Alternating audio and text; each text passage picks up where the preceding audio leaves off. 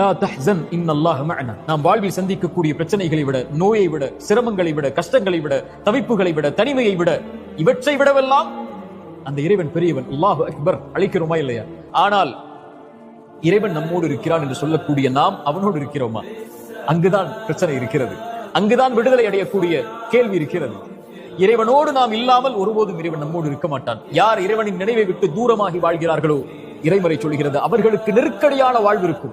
சோதனைகள், பிரச்சனைகள், கவலைகள், ஏன் வாழ்க்கை என்ற புலம்பல்கள் எல்லாம் இருக்கும். இறைவனை விட்டு தூரமாகி வாழ்ந்தால், இறைவனை மறந்து வாழ்ந்தால், இறைவனுடைய நினைவில்லாமல் வாழ்ந்தால், யார் இறைவனோடு தன்னை ஆக்கிக் கொள்கிறார்களோ, இறை தூதர் சொன்னார்கள், ஒரு அடியான் இறைவனை எப்படி எண்ணுகிறானோ அப்படித்தான் அவன் இருக்கிறான்.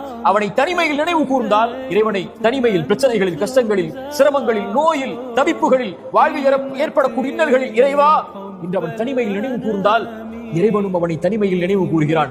எவ்வளவு தூரம் அவனை விட்டு கடந்து சென்றிருந்தாலும், இறைவா இதோ வருகிறேன் என்று அழைக்கக்கூடிய அழைப்பை கேட்டு இறைவன் அவனோடு இருக்கிறான். இறை தூதர் சொன்னார்கள், இந்த பூமியில் நாம் பிரச்சனைகளை சுமந்து வாழ்ந்து கொண்டிருக்கிறோம். இந்த பிரச்சனை நீங்குவதற்கும் நமக்கும் உள்ள இடைவெளி எவ்வளவு தெரியுமா?